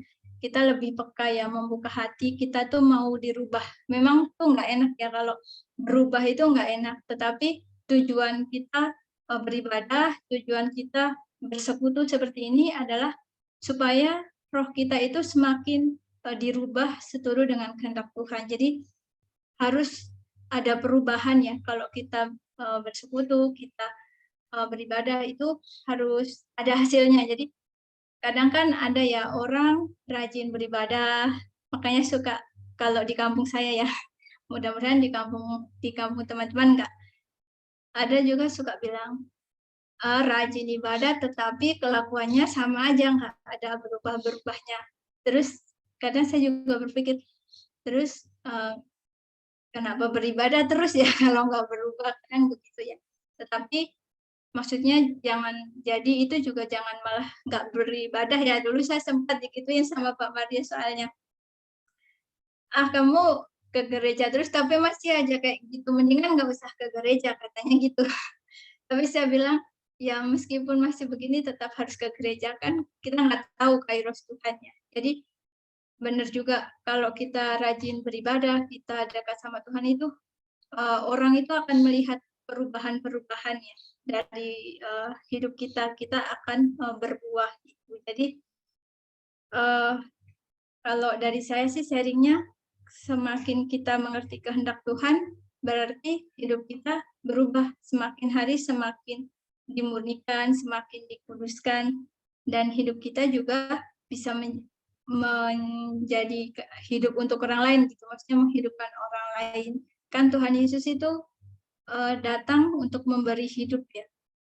Kalau kita hidup kudus, hidup suci, nah Tuhan bersama-sama dengan kita, Tuhan mau pakai kita juga untuk menjadi saluran berkat kayak gitu. Mungkin itu sih. Ya, baik. Terima kasih Ibu Lydia. Ya, oke. Mungkin ada tambahan lagi dari teman-teman yang lain, dari Ibu Elia, sudah sampai atau masih on the way? Ya, atau dari Kak Deborah, Kak Lodi, ada tambahan? Aku baru sampai. Oh iya. Mungkin mau Hujan deras Kak Mario. gimana? Banget. Tadi hujan angin kan di rumah sakit. Ya, Sama. terus. Oh iya, Ngeri tadi. banget ya. Lihat anginnya. Saya sampai Tadi teriak-teriak pulang juga soalnya. sama hujan. Iya. Sana hujan angin nggak? Iya sama Bu. Tadi sore. Ngeri berarti di mana-mana hujan angin ya. Iya. Pohonnya goyang-goyang sendiri. Takut lihat pohon ini segitu gedenya, pohon asem aja goyang-goyang. Iya, mungkin ada yang mau disampaikan malam hari ini dari Ibu Elia. Kalau saya, apa ya Pak Mario? Bingung aku malahan. Kalau saya seperti yang jenengan intikan tadi juga sama share yang dari teman-teman. Iya. Masa-masa yang ada sekarang dimanfaatkan sebaik-baiknya untuk kemuliaan Tuhan. Terus saya itu tidak usah untuk mencari istilahnya nama baik di depan orang, tapi menjadi sebuah kedustaan. Lebih baik kita melakukannya sesuai dengan yang difirmankan Tuhan, sesuai dengan kehendak Tuhan, dan yang jelas sesuai dengan tuntunan Tuhan. Itu aja kalau saya. Hari-hari ini jahat sekali Pak Mario. Iya. Luar biasa jahatnya. Banyak sekali batu sandangan. Dan benar-benar sesuai yang disampaikan kemarin juga di gereja waktu ibadah. Memang bahwa kita harus semakin mendekat sama Tuhan. Kelihatan sekali. Benar Bu. Jadi firman Tuhan tadi kan hari-hari ini adalah hari-hari jahat ya. Jadi kalau kita jauh dari Tuhan, ya kita malah terbawa arus ya. Tapi kalau kita melekat sama Tuhan, kita punya benteng ya yang bisa melawan pengaruh-pengaruh atau hal-hal buruk, dampak-dampak buruk yang mungkin bisa merusak kehidupan rohani kita ya. Jadi ya itu kita harus melekat terus sama Tuhan. Mainnya halus sekali loh Pak. Kalau mau zaman-zaman, semakin lama itu mereka mainnya semakin halus dan nggak ketara. Tiba-tiba sudah menyaut kita menjauh. Betul, iya. Jadi kita juga harus kuat banget. Iya, jadi kita juga harus punya ini ya apa? Ya itu tadi apa melekat sama Tuhan ya, bergantung sama firman Tuhan. Ya berdoanya kita juga harus terus tiap hari minta kekuatan dan minta pertolongan, minta hikmat daripada Tuhan ya, supaya ketika hari-hari jahat ini penyertaan Tuhan itu selalu setia ya, menuntun kita, selalu setia memberikan kita peringatan, ya, sehingga ketika kita mulai terpengaruh atau mulai ada yang mengintimidasi, kita bisa lawan itu ya, karena kita punya tunjuk atau hikmat daripada Tuhan. Tadi seperti yang dua cara itu ya, dua cara yang di samping kita punya doa, kita juga punya itu ya, yang di bahan sharing tadi itu. Yang pertama adalah firman Tuhan, dan yang kedua adalah harus dikuasai oleh Roh Kudus. Itu yang paling utama. Jadi kita harus punya ini supaya hari-hari jahat ini bisa kita lawan. Ya. Betul. Sama satu lagi kalau buat saya, Pak, kepekaan. Gimana, Bu? Kepekaan. Kalau saya pribadi harus kepekaan. Kepekaan dalam artian kalau kita itu memang mau mendekatkan diri dengan Tuhan dan minta tuntunan Roh Kudus, kita itu akan terasa sekali atau peka sekali bahwa ada sesuatu yang mengganggu. Karena cara mereka memang sangat halus seperti yang tak alami akhir-akhir ini. Ada trouble di sistem rumah sakit secara nasional, dan itu membuat ilfil banget untuk kerja kayak gitu, Pak. Jadi akan semakin menunda. Waduh, kok ini nggak benar. Biasanya saya targetnya sehari sekian, itu terlampaui, ini separuhnya aja nggak nyampe. Ini ada apa Tuhan? Kalau saya terasanya seperti itu. Jadi memang harus punya kepekaan bahwa kita itu ditariknya alus supaya menjauh, supaya nggak percaya Tuhan. Semakin istilahnya itu tidak meminta tuntunan Tuhan. Saya kerasa banget 2 minggu ini. Wah, ini mulai nih. Dibawa doa itu rasanya aras-arasan gitu, Pak. Mau baca firman pun ayup-ayupan, rasanya ngantuk banget. Ya. Terus emosi, jadi gampang males, risih banget. Wah Tuhan, ini nggak benar, ini ada apa ini? Nah, menurut saya, semoga yang lainnya tidak mengalami seperti saya. Itu memang harus butuh kepekaan yang sangat tinggi, sangat-sangat jahat sekali mereka. Betul, menjegalnya juga tinggi itu. Kalau di dunia kerja ini penjagalan besar-besaran terjadi ini, saya juga minta bantuan doa juga, karena rumah sakit kami juga agak kendala ini keuangan kita, Pak Mario, karena ini sistem BPJS itu kayaknya mulai error. Sudah 2 minggu ini kami nggak bisa mengirimkan data, jadi sistemnya itu keblokir semua secara nasional. Kita yang rumah sakit swasta itu goncang ini karena nggak bisa ngirim data sampai batas waktu yang kita ditentukan. Padahal kami kan sumber dana dari itu. Makanya kini yang kita di dalam itu yang terasa, ini kita memang harus doa, ini kita harus puasa, ini kayaknya memang mulai diserang itu anak-anak Tuhan. Ini sampai sekarang saya pun nggak bisa ngirim data secara nasional. Ya, yang saya benar-benar selama 2 minggu itu gelisah, karena kalau ini sampai tidak terpenuhi target untuk pengiriman data, rumah sakit kami bisa goncang. Kasihan teman-teman, nanti bisa terjadi PHK besar-besaran. Itu saya khawatir banget, karena nasib mereka ada di tangan saya. Aduh, itu jadinya saya gelisah banget itu kalau malam itu nggak bisa tidur. Tuhan itu, saya memang betul-betul minta sama Tuhan supaya masalah ini secara nasional itu Tuhan bantu, Tuhan ubahkan sistem yang diganggu, sistem pemerintahan itu. Jadi sistem Kemenkesnya itu kendalanya itu istilahnya trouble besar-besaran. Kita mau nembusin nggak bisa, jadi nggak tahu, belum jadi sampai sekarang. Semoga intimidasinya segera hilang. Dan dari internal sendiri pun banyak manusia yang anak-anak Tuhan juga sebetulnya, tapi mereka malah terbawa arus ke arah sana, jadi malah istilahnya menjegal sendiri untuk menjadi lebih baik atau untuk mencari tembusan-tembusan supaya kita bisa, ini ada cara untuk bisa menembus supaya keuangan kita bisa agak stabil kayak gitu. Ada aja yang menghalangi juga. Tuhan, ternyata anak-anakmu pun juga ada yang tidak peka, ada yang tidak mau berusaha semau gue kayak gitu tuh semakin banyak sekarang, Pak. Iya. Ya, semoga kami bisa melalui ini semua.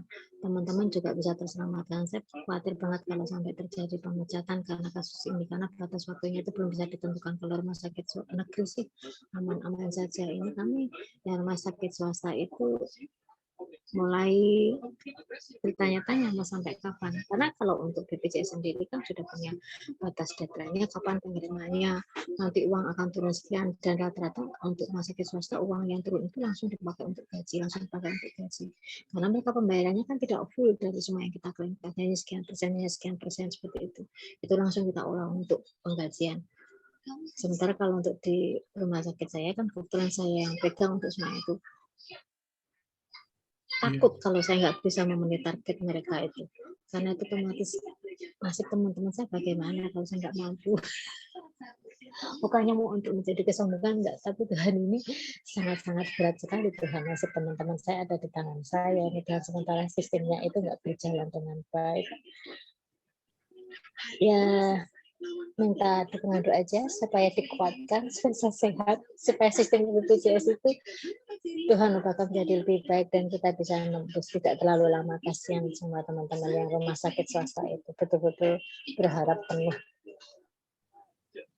Baik, Bu. Ya, nanti kita bawa dalam doa ya. Tidak perlu khawatir ya, Bu ya. Kita punya Tuhan Yesus yang Iya, apa? Pak. Ya, yang percaya saja pasti Tuhan Yesus akan membuka jalan ya. Kita nggak perlu khawatir apapun problemnya ya. Kita bawa dalam doa saja, berserah kepada Tuhan ya. Tetap lakukan bagian kita. Memang kadang pekerjaan itu kalau kredit, kalau dia rumit sekali, dia sangat mempengaruhi gaya hidup kita ya.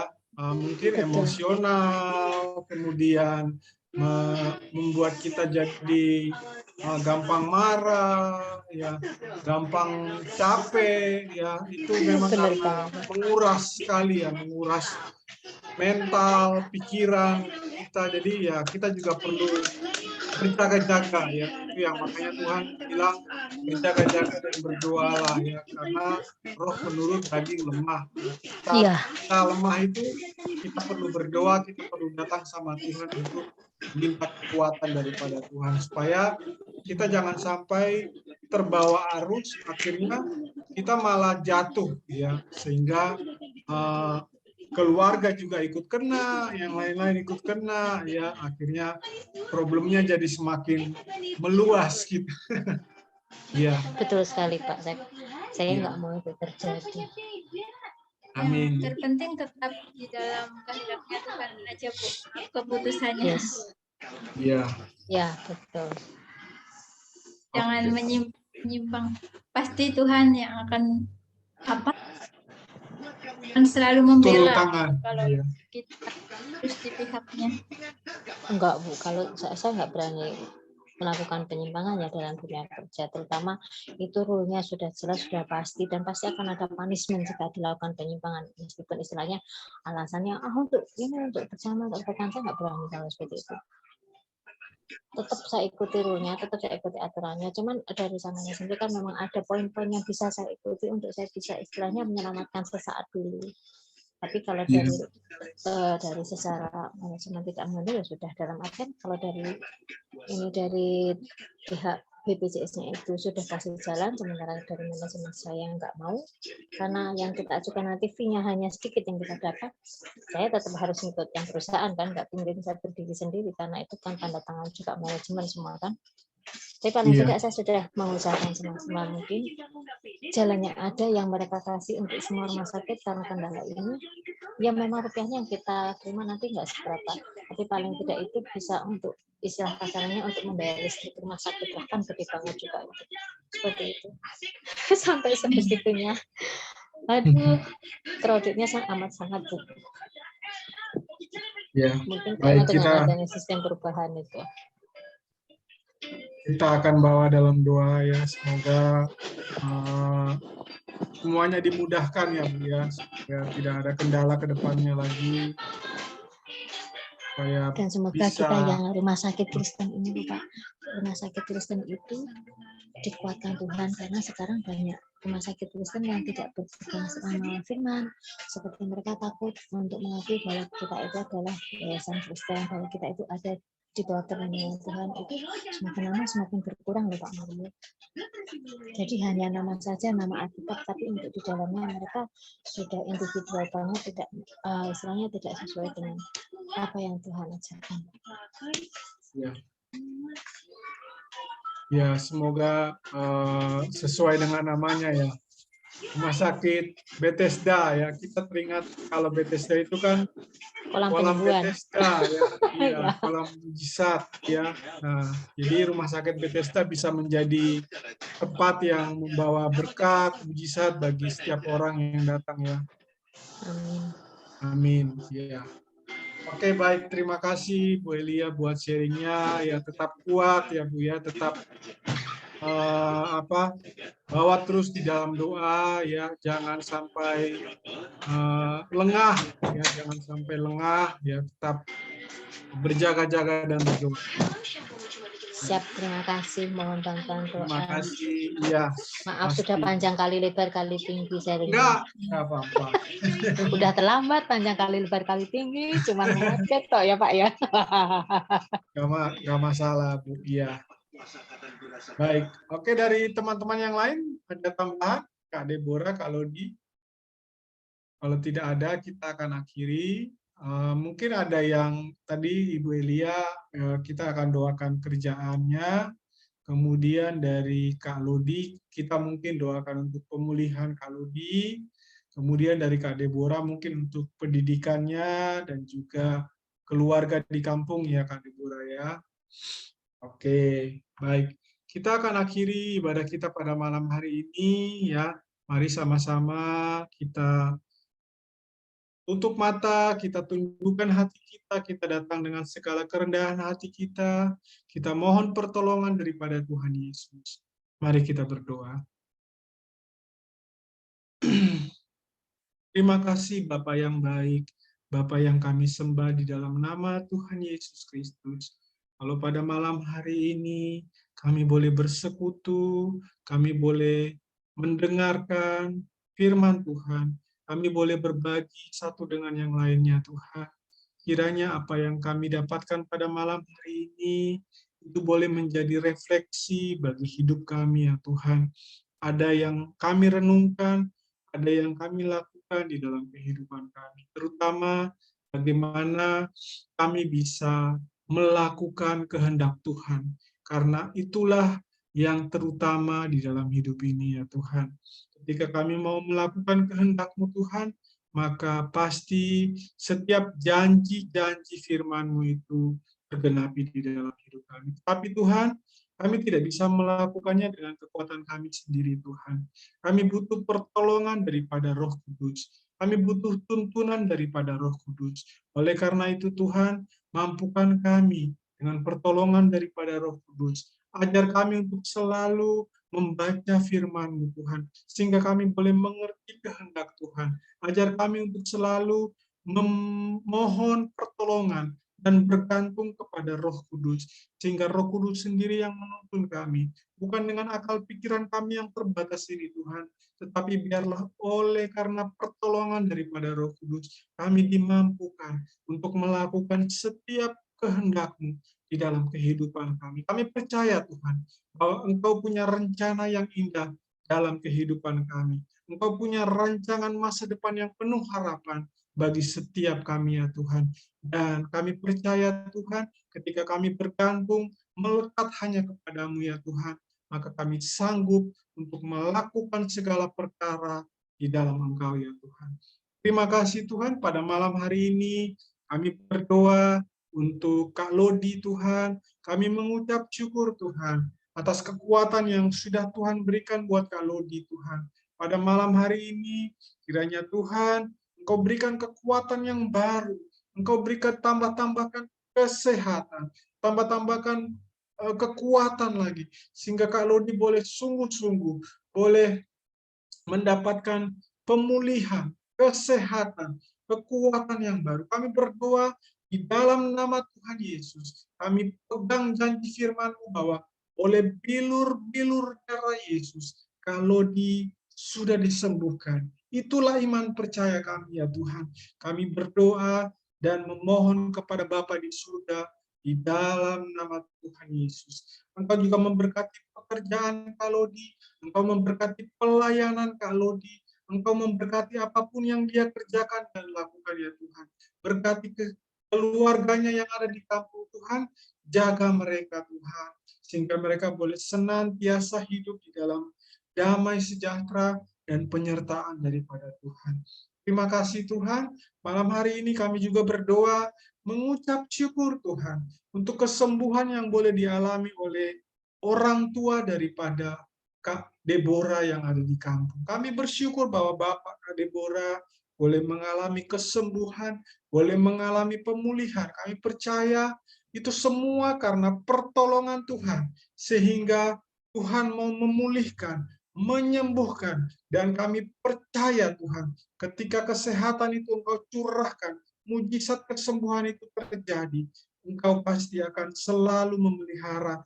Ada maksud dan tujuan bahwa di balik kesembuhan ini, biarlah itu boleh membangkitkan iman percaya daripada Bapak, daripada Kak Lodi, sehingga dia semakin mengandalkan Tuhan di dalam kehidupannya ya Tuhan. Terima kasih Tuhan.